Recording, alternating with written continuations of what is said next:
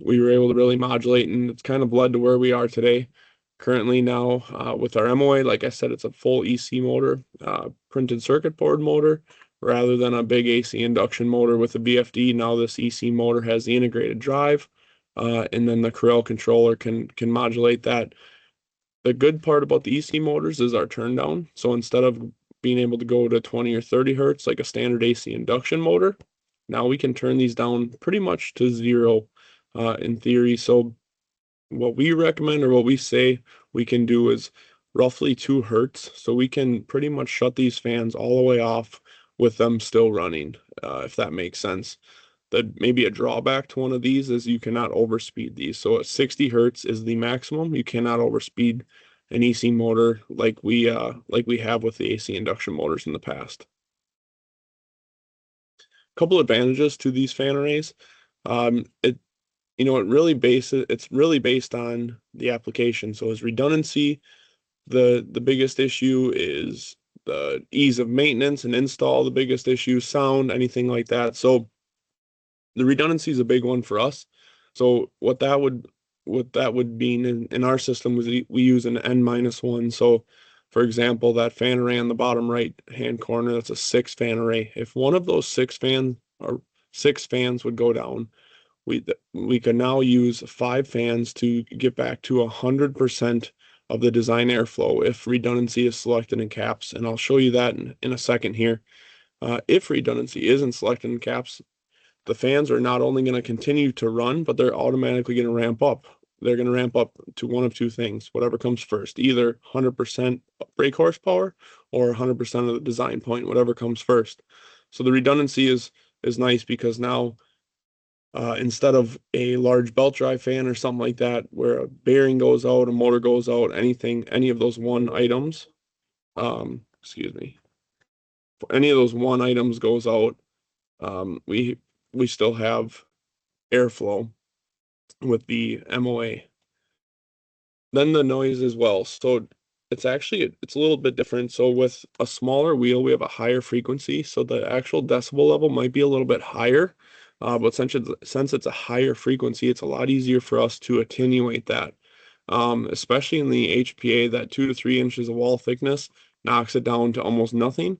Whereas on a older, or even new, a larger belt drive fan might be quieter in the dB level, but it's a much lower frequency, and that's a lot harder to knock down, and it resonates through buildings and ductwork a lot more. Serviceability as well. In the event one of these fans does go down, very lightweight, small motors, small components, easy for people to figure out.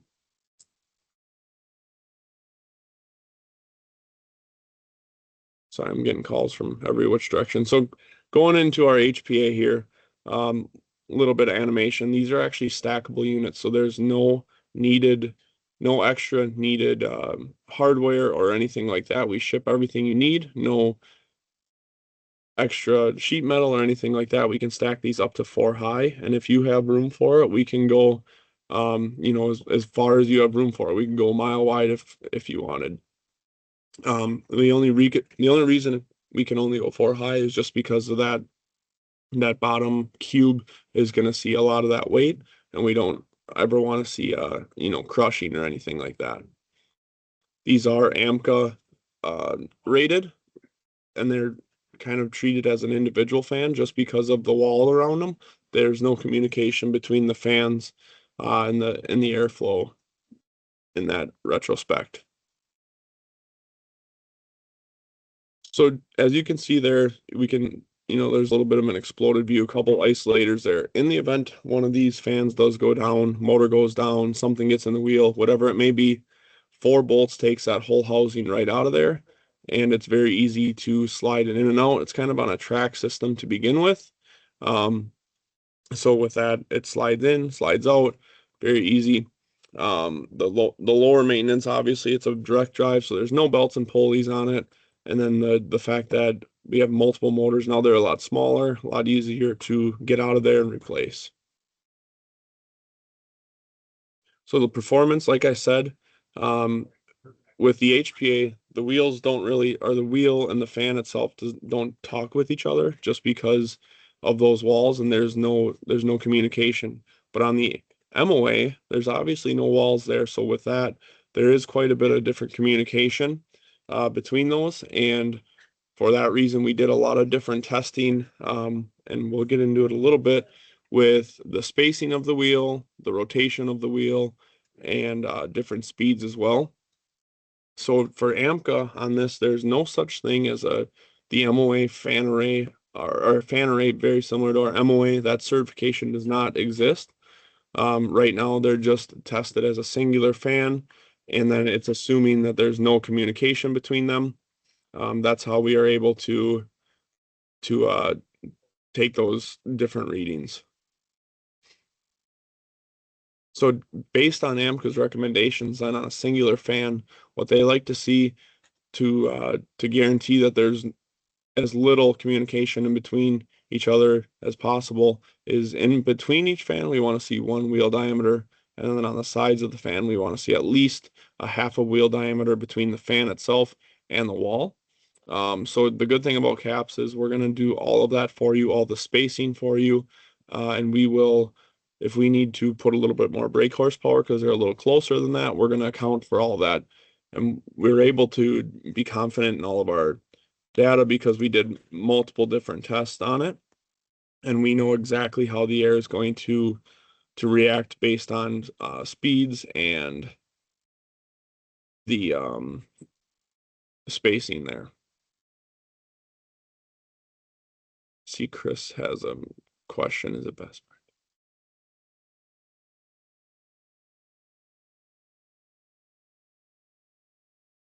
I'm not able to read Chris's question. I just saw that there's something through the chat. So maybe at the end we can go back It to just that one. says, is it best practices to use individual airflow measuring stations across each fan, or use a single airflow measuring station in a common air handler or duct section where all fan outputs come together?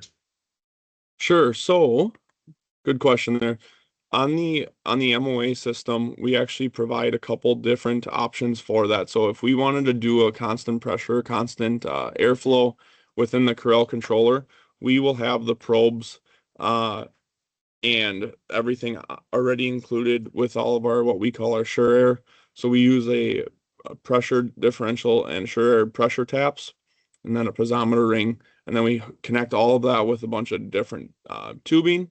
And like I said, we can get into it a little bit. It's all provided, and then but we could use that on the Corel side of things, or what we've also seen done is a singular, pressure probe, up or downstream in the ductwork, and then we can hook that up into our Corel controller. So it's really whatever you want. We can do both, and both are very accurate.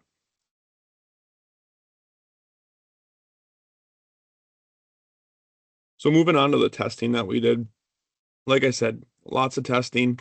This is kind of our little test plan here.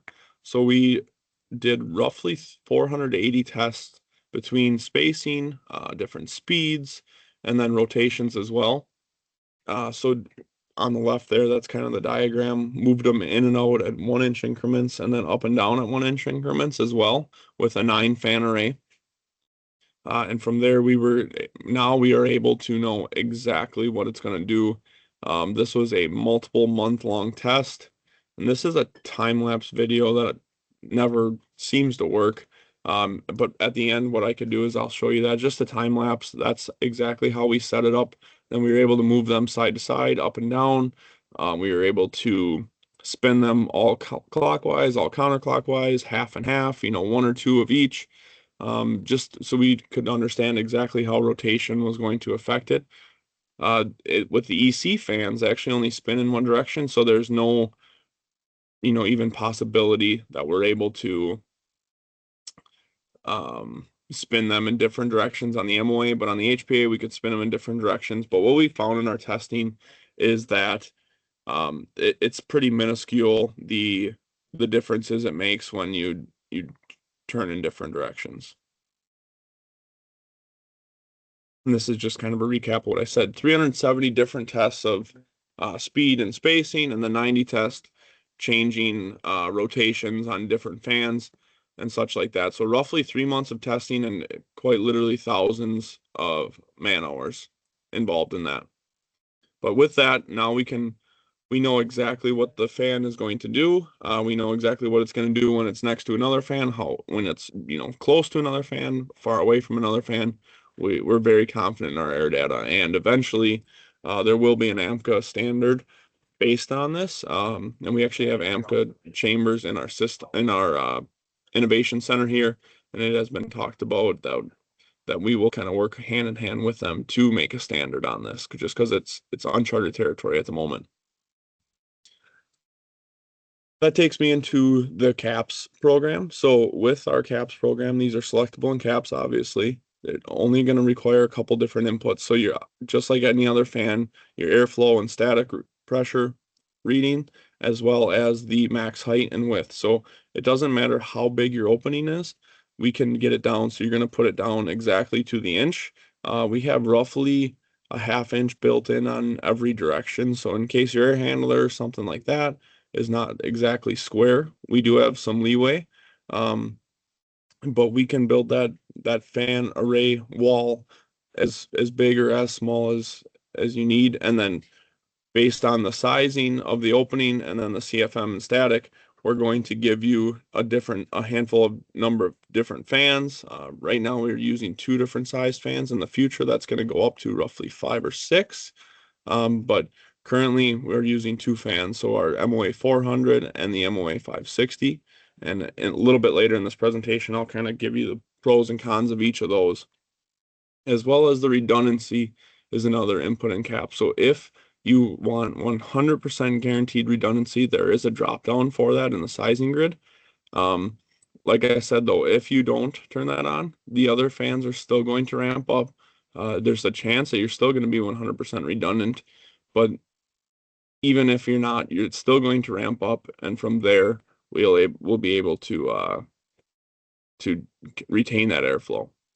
And then after the selections come up, we can optimize that selection based on efficiency, on cost, and sound. We actually have a kind of a best value ranking that we use within CAPS. It's got to use the different set of equation there to do so. And then you can make it based on wheel size, quantity, spacing, any of those. You can click on the top of the banner in each category, or the top of the row, I should say, and base it highest to lowest, lowest to highest, anything like that. So in this example, we got a 22-inch wheel. This is kind of going back to our testing and spacing. A singular wheel, a singular fan, I should say, 7,000 CFM at 3 inches, roughly 1635 fan RPM, and 4.68 brake horsepower. When we go to 2 wheel diameters in between each, now going to a 4-fan array, it's going to just multiply everything by 4 because we're so far apart from each other that the wheels aren't affecting or negatively impacting that air performance. But if we move just to 1 wheel diameter, which is AMCA's recommendation, we are going to see a little bit of loss here. So again, 28,000 at 3 inches. Now we are 44 inches apart on center. So really just 1 wheel diameter in between. Now our fan RPM is going to go up 1.3%, while the brake horsepower is going to go up 4%. If we go even closer than that, now we're, half a wheel diameter in between. We're 3% higher on fan RPM, but 11% higher on the brake horsepower. Might not seem like a big deal when it comes to just a 4-fan array, but in examples of data centers and where large fan arrays are used. So this is an example of a data center that we're in. 12 fan arrays, so we have 144 fans. So in this case, that's 1.2 million CFM at roughly 2.5 inches of pressure. In this case, if we were 10% off or 11% off in our brake horsepower, that becomes a much larger deal than just on a 4-fan array. So just something to think about. Again, we're going to do everything on the back end, or on the front end rather, in CAPS, and only allow you to make selections that make sense. But if you're ever, sizing a fan array with just using our plenum fans or AP style fans, where you're making the structure yourself, or a contractor is. Just something to think about to keep that spacing correct. We don't want to be undersized and get everything installed and realize we need 10 to 15 more brake horsepower. So something to think about. So this is again, going back on the housed array, the performance isn't affected. We stack them up. There's walls on the MOA, no walls. It is going to be affected. So let's go side by side here. So 32,000 4-fan array, 96 inches by 96 inches. That HPA is going to be 21.8 brake horsepower, but it's going to be pretty quiet, only 72 dB. And then the relative cost of being one. So they're a little bit more expensive than the MOA. Moving over to the MOA, now, because we have so much space, we're a little bit more efficient here. But you can see that decibel level is a little bit higher. And with that, you're going to have higher sound. But moving over to the relative cost side of things, it's going to be about 5% less, just a lot less material, and less processes for us. So just something to think about. They each have their place, and they're both great options. Where we see a lot of our MOAs, like I said, is in the retrofit world. So on the left side there, you can see some old double wide fans, maybe Van Axial inline fans, and those are examples of fans that we've taken out and replaced with fan arrays. Because a lot of times in the AHUs are going to be on the roof or in the basement or maybe on like a middle floor. And when the buildings were built, years ago, the fans were placed, especially the ones that were in the basement, the fans were placed, and then the building was built around it. There's no way to get another large blower inside there. So that's where the MOA comes into place, because now we're bringing these in small pieces, bolting it together, hooking the fans to the wall, wiring everything up, and you're good to go. A lot of times what we'll see is for the same airflow, we're going to be a little bit more efficient even, especially with that EC motor. So we can use that same power service that was used for the old fan that was taken out. And the only thing an electrician needs to do when installing this MOA is landing the 460 power to our panel. Everything from there is plug and play. So the motors themselves get a Molex plug for power and an Ethernet cable for control. Again, all of that is included. It's already pre-plugged, or pre-plugged to be plugged in the field. No extra wiring needs to be done in the field. So this is kind of how you're gonna receive it, rather. It's going to be fully broken down. Your fans are going to come on one skid. The panels are going to be on one skid. The that's power control panels rather, and then the fan panels themselves, and then all your bracing and stuff. I do have a couple pictures coming up on to explain that. And then it's built in the field. Everything is bolt together, pre-drilled, thread roller screws, one or two guys with an impact. This is meant to be very simple and go together very well. So like I said before, optimized it based on height and width, and then we have two different fan sizes, that 400 and the 560. The 400 is usually used in a lower CFM, higher static, where the 560 is going to be used in a higher CFM, lower static. Everything's shipped down, broken down. Our panels, the control and power panel, are built in a 508 panel shop. They're UL listed. On the power side, the high voltage side, we can support up to 10 fans per panel. Let's just say we have a 19 fan array, we'll just do two different panels, and from there we'll wire it up. I saw a hand go up, but someone have a question? Or was that a mistake maybe?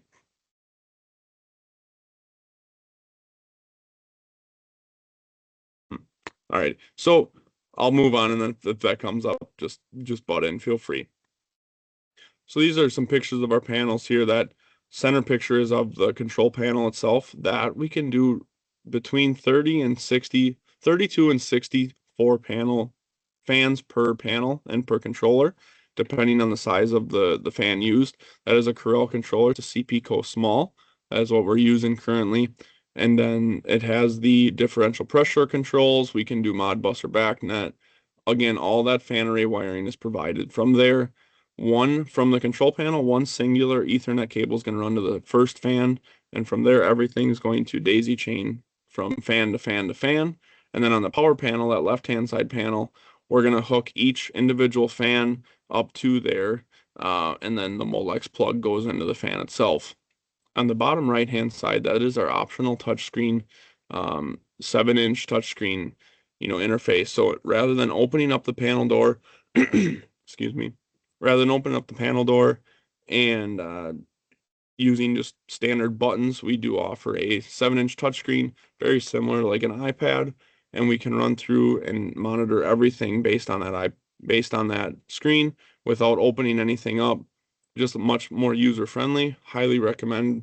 It is a little bit of an upgrade, but we do highly recommend it. Here's a few pictures of how it's going to ship. So again, completely shipped, knocked down. All right, I see Ronnie's question. So this can be used as a standalone control, or it can accept a 0 to 10, and it can also be hooked up to like a BMS or something like a Metasys or Tritium via Modbus or BACnet. So it can be used as a standalone, but it does not have to be. The options are really quite endless with something like this. Does that answer your question?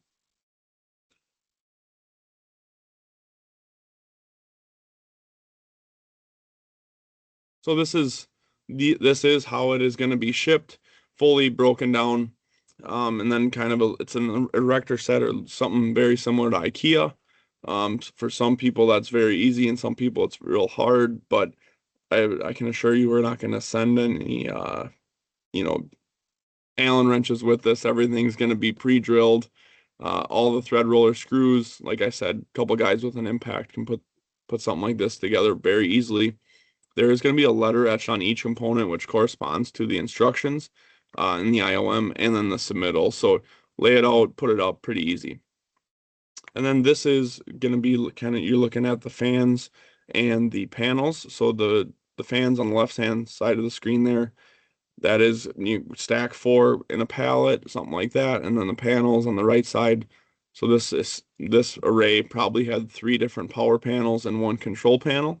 The control panel and the power panel are the exact same panel, from the outside, same size and everything like that. So it makes mounting as easy as possible as well. An example of some of these fan arrays that we've done, this is out in Pittsburgh, UPMC big hospital. So we took a large van axial inline fan out and installed now a new fan array system. So this is a 24 fan array, roughly 225,000 CFM on this wall. These are our larger 560 fans. And as you can see, so I believe this one was right around like 9 feet 10 inches tall and somewhere in that 30 feet wide range. Uh, an unfortunate part of this one is I actually put this whole fan array up backwards. I got a call on a Wednesday afternoon. It was the Wednesday before Thanksgiving, from the rep and the contractor, and he said, we just powered this thing up. I'm looking at the inlet of the fan and I'm getting blown on. Unfortunately, that's not possible. There's an EC fan cannot spin backwards, like I said. So they didn't wire them up backwards or anything like that. So I had them FaceTime me, and sure enough, we were looking at the outlet of the fan. They thought that was the inlet side of the fan. This exact fan array wall, this exact wall right here, they had to take the whole thing down. So unplug all the fans, plug them, or unbolt them from the wall, take the whole wall down, put the whole wall back up, put the fans back up, and rewire everything or replug everything. And they were able to do that whole takedown and put back up in roughly 3.5 hours. So this just kind of gives you an idea of how simple and fast this install can be. Granted, it was the second time they were doing it that day, but a fan array this size is meant to go up very simple, very easy. So right now, just to be clear, we are looking at the outlet side of the fans, and then this would be on the inlet side, what that's going to look like there. So the fan array itself will be, I'm going to go back one slide, is going to be put together from the outlet side of the fan. That's just going to be the easiest way to do it. So you might see on these two slides here the different damper walls. So rather than putting a damper on each fan, we actually don't offer a damper on this because of the added pressure and brake horsepower required to keep them open. So what we've seen is a few fan arrays and air handlers that we've worked with have, damper walls on the inlet and or outlet side. But so that is one option for dampers if those are absolutely needed. Speaking of dampers, here's an example of our HPA, which we do offer an inlet gravity damper. We don't really love it, but we do offer it. So this is a 7,500 CFM option here. So without the damper, 1738 fan RPM at about 5.79 brake horsepower, and that operating cost is going to be roughly 3,300. Moving over, let's add to the damper just a one singular fan. We're about 3% higher on brake horsepower and then 3% higher per fan on estimated operating cost, and we're buying the damper itself. Again, singular fans, not a huge deal. It's going back to that 24 fan array that we had just talked about. Let's look, multiply everything by 24. So now we have to purchase 24 dampers and do 24 times 3% of that brake horsepower. So that first year of operation, we're $15,000 extra. And every year after that, roughly $2,500 more there just because of that extra brake horsepower needed.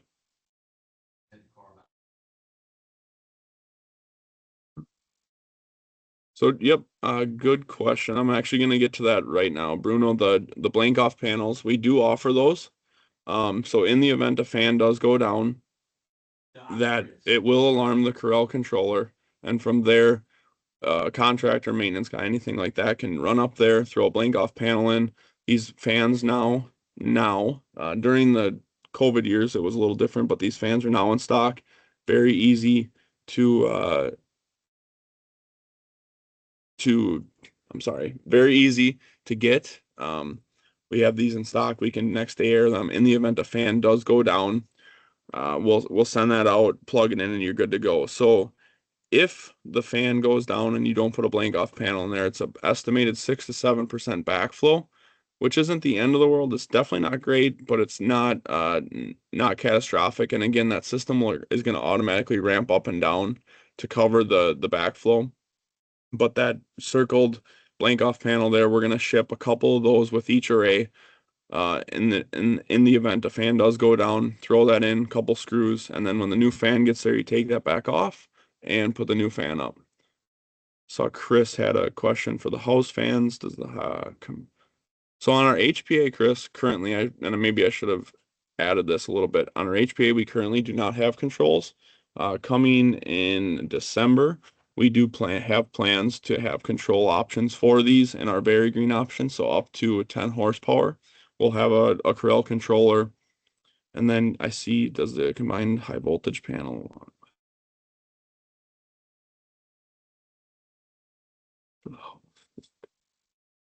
So like I said, currently we do not have a high voltage power panel and so you wouldn't be using an external VFD. In the future, when we do offer our control panel, there won't be a need for an external VFD.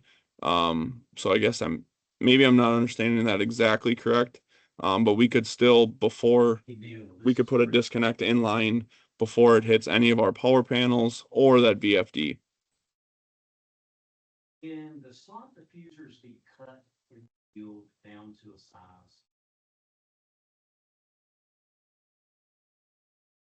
I'm gonna turn my volume up, David. I couldn't quite hear that.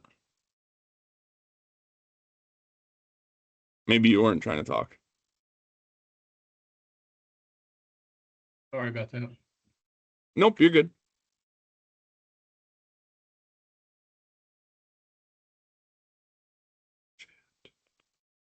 Pull the chat. Let me see. I'll pull the chat back up just so I'm not losing anything.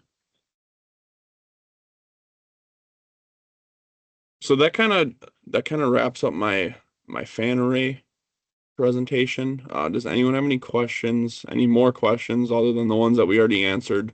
with the controls, blink off panel, anything like that. I'll get into a little bit of our motor technologies and why we recommend what we recommend with different VFDs and overspeeding versus underspeeding, indirect drive versus belt drive stuff.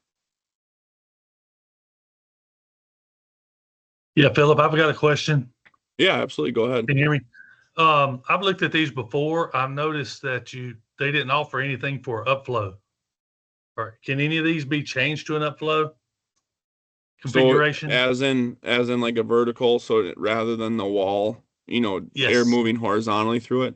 So we've looked Yes. at this a handful of times and have had some questions, or we've had reps ask this question. So we've looked at it. We have not done one.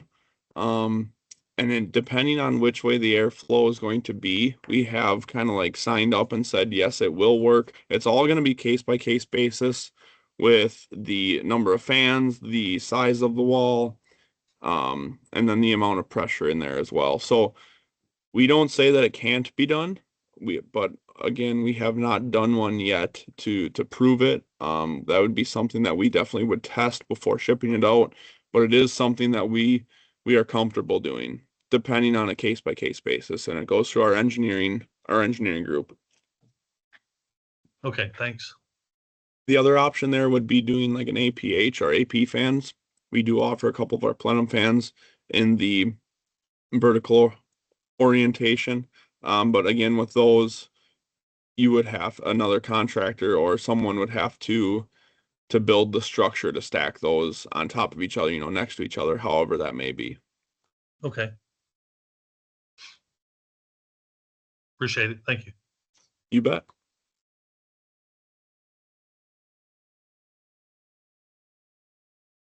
All right, so I'll just move a little bit into the motor technologies. I think we got a little bit of time, and then we can have some time for questions at the end.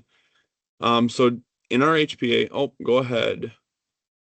I don't even want to wreck your name, Warsam. Or some, yep.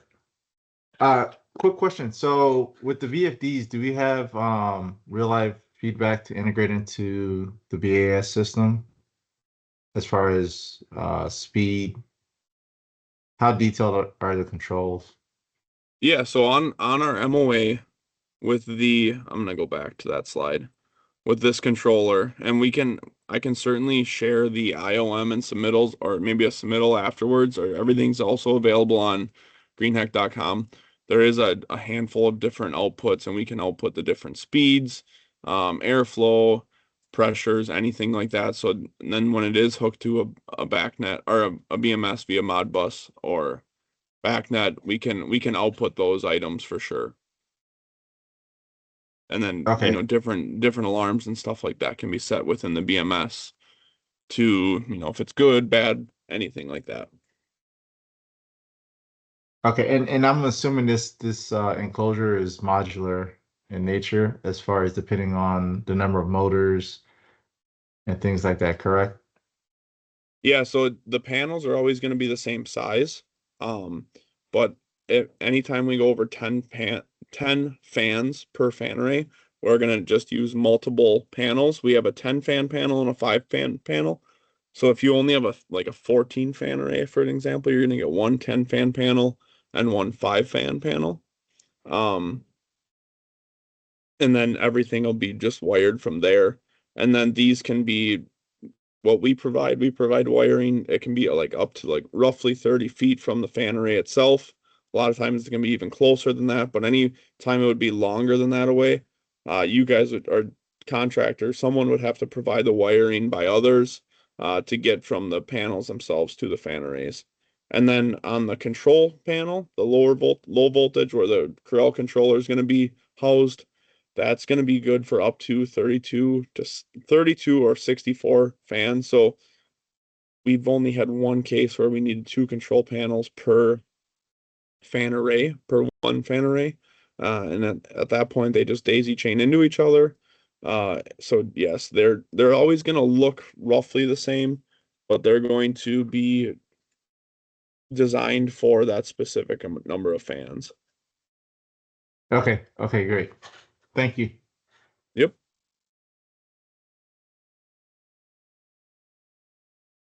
Great questions.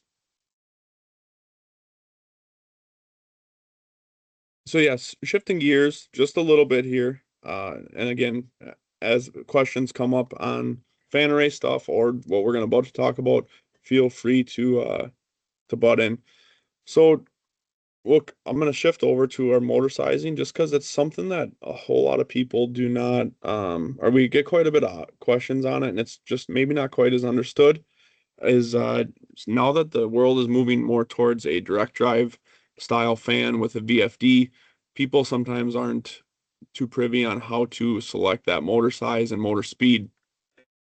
Scooting over one slide here, the fan array, again, a fan array motor application. So a 20,000 CFM four fan array is all it's going to be the same size but um, two different pole motors. So again, this is going to be 2507 fan RPM. So with that four pole motor, we're going to have to overspeed that to 85 hertz to get up to that 2517.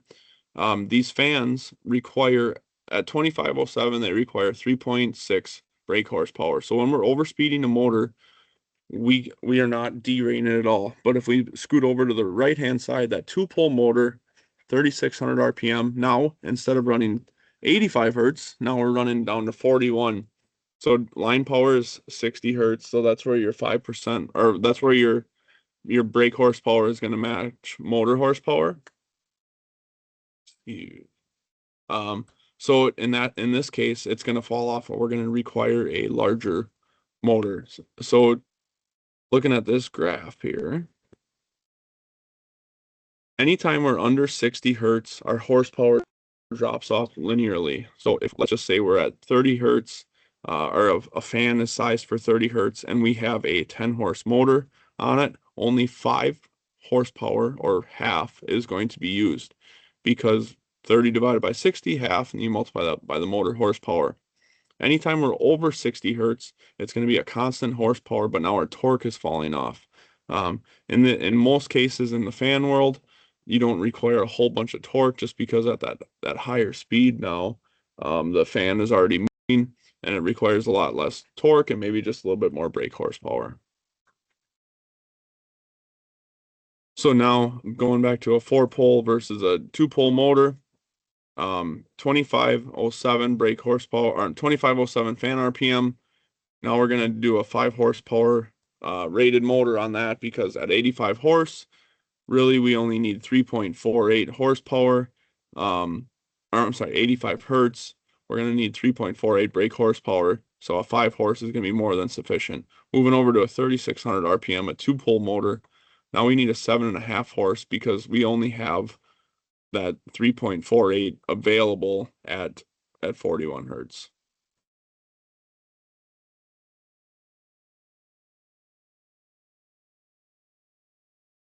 So that was that's another thing that we can size our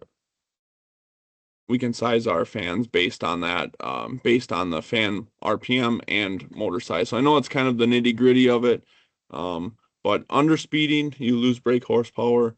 Overspeeding, you're not going to lose any brake horsepower there, but you are losing on the torque side of things. So again, we're never going to let you select anything that is going to, we're not going to let you select a fan that requires 5 brake horsepower, but really you only have 3.5 available. And we're not going to let you put a 5 horse motor on that. We're gonna bump it up. So that's just an example of that, kind of the nitty gritty.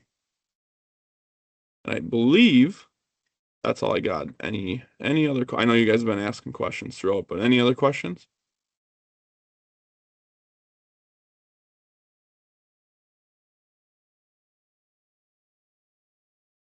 Yeah, go ahead, Bruno.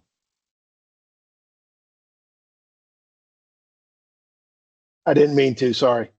Oh, you're good. I guess one thing I can leave you guys with, if any of you have not yet been up to our facility here in Schofield, Wisconsin, that top picture is our innovation center. I'm sitting on the bottom right-hand corner of that picture right now. So I personally work in the innovation center. We have our sound chambers in here. We have our AMK air chambers in here. So all of our fan testing is done in this building. And the sound chamber is pretty much worth the trip just in that. So if anyone has the chance to get up here, lots of different good food and fun activities as well at night. So we encourage everyone to come up and take a look. We also have the education center, which is going to have all of our fans that we produce, and kind of give you a little tour on each one of those, and you can see them in person as well as walk through our manufacturing plant there too.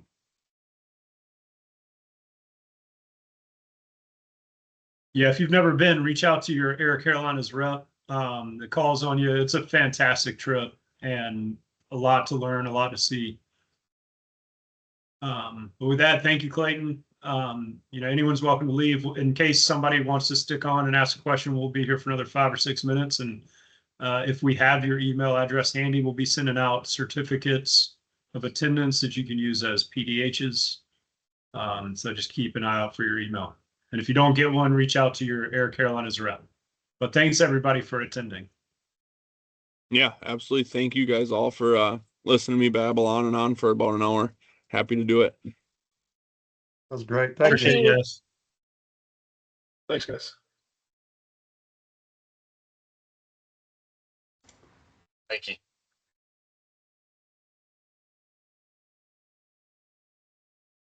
Clayton. Yeah, absolutely. Go ahead. Did Jody talk to you yesterday about a project? This is Bob Dindy that I have where they were wanting to run the fans just for ventilation. They don't have the controls completed yet. I have not seen an email from him. I didn't talk to him, no. But let me look if I maybe have a video Let me or an email. send you the email. So And they're wanting to do an MOA fan or an MOA fan array without controls. Am I understanding that correctly? no, they're installed with this a design build job, and Okay. they look great. Everybody's really, really happy, but the control side of it's not complete yet, and the owner is asking them to run the fans just to get some air movement into the Oh, yeah. building. So, yep, we can certainly do that with the Corel controller. If everything's hooked up, obviously if we have power to them, we can run this set as a standalone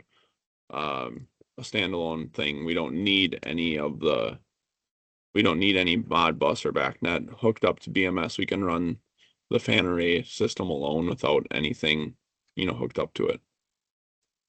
Let me see if I can send this to you here. Okay.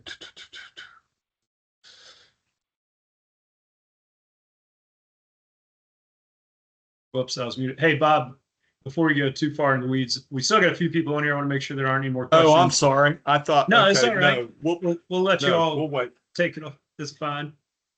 I'm going to give it one last chance for anyone to step in and ask questions if you have any. This is Thank you, Wade John. Conlon. Yeah, go Can you ahead. hear? Yeah. Yep. And I know there was a lot of material presented. Appreciate y'all doing this. From a standpoint of the ECMs, you kept talking about, honestly, a lot of it was with VFD and Hertz and showing the energy savings, but the ECMs, it's really a speed control. There is no frequency anymore. Do you guys include the speed controller and then on the submittals for the fans indicate the min RPM, max RPM that should really be plugged into the BAS to get the fan to actually control properly? I see it a lot where I'm on the commissioning side, and I see it a lot where it's better, but where they don't know exactly how to actually control the ECM because lack of speed controller or other componentry. Does that make sense? Yeah, I think I kind of understand what you're saying. So to answer your question, yes, in our submittal, we are going to put the speed in there that we want to, or that the fan wants to see in order to get to roughly the design RPM, or design static and RPM pressure. From there, we also are going to put the max airflow, or I'm sorry, the max fan RPM too. And then, when you're, commissioning these things, whatever it may be, the really the system is going to tell it, you know, if you'd want to do a constant pressure or something like that, you're going to put a couple inches of pressure in there, say, yep, we want it to run at this. The fan's going to do all that in the background with I should say the Corel controller is going to do all that for you. Okay, thank you. That's it. Appreciate it. I'll have a good day. Yeah, you too. Thank you.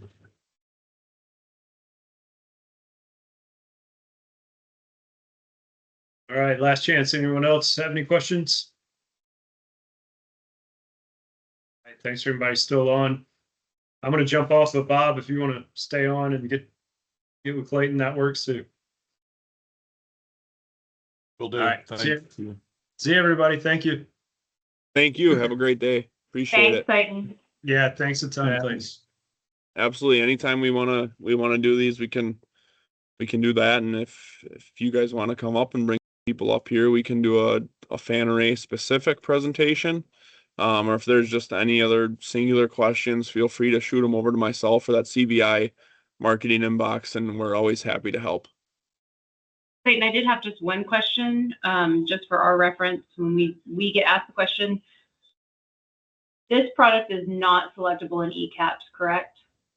It is not. It will be, hopefully in August. I can't promise that. It will be soon, but it's not currently, no. But it is loaded into engineering caps. Yes. Awesome. Thanks so much, man. We appreciate it. Yeah, absolutely. Always happy to do some stuff like this.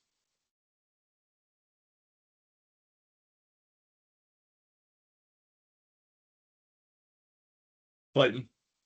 Yep, go ahead. Okay, I don't want to tie everybody else up with this. But has anybody else got anything else? Because my questions are very specific on a job that we just installed these, and I will tell everybody that's on here. Contractor's very happy with quality and the fit, configuration, everything of it. Like I said, they just want to be able to use the fans now just for ventilation. These are set up for supply. And the reason we went with it, the job started out with extruded props being supply fans, and the owner added filtration that increased the static pressure beyond the capabilities of the prop fans. So then I looked at centrifugals, and we had physical constraints that wouldn't allow us to use any blowers or utility sets. So then I've suggested the MOAs, and I had not had any experience with them at that point. But Jody helped me, and it wound up being a real good job. We started working on this the beginning of the year, and like I said, now they're just wanting to be able to go flip the switch. I wanted to make sure that we were not going to overspeed, do anything that would harm the system. And I got a reply from Jody. He did advise that he's in a different role now, and Yep. but he was very willing to help. He said, good afternoon, Bob. This is a follow-up on an earlier conversation. He said the fan array will only operate with a signal either 0 to 10 VDC or 4 to 20 milliamp. And he said the Corel control is the part of control package that can provide the required signal, even if it's not tied into the BMS. So I know it's not tied into the BMS. If the electrician has done his part, then the Corel should have line voltage to it, and then the signal to the MOA should be Yep. just basically terminating, right? From, I mean,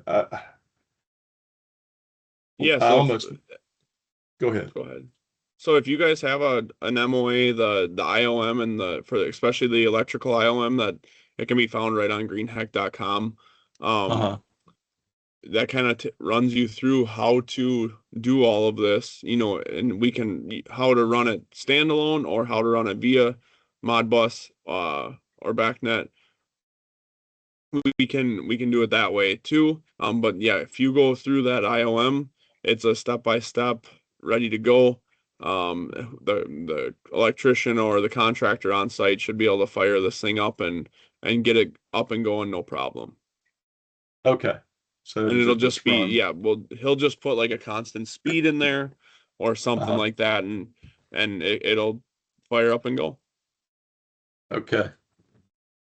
All right. Yeah, the So, easiest resource is just going to provide that IOM to them, and they can run with it from there. very good. Okay. All right. That is what I need. That is what I need. Thank you. That was very informative. I appreciate it. Absolutely. All right, Clayton. We'll look forward to seeing you when I come up there next time. Absolutely. We'll have a good time. So yeah, appreciate All right. everyone's time today. If anyone ever has any questions, feel free to shoot us an email, a call, anything like that. We're always happy to help. Thank you again. Take care. Have a good day. Thanks. You too. Bye-bye. Bye.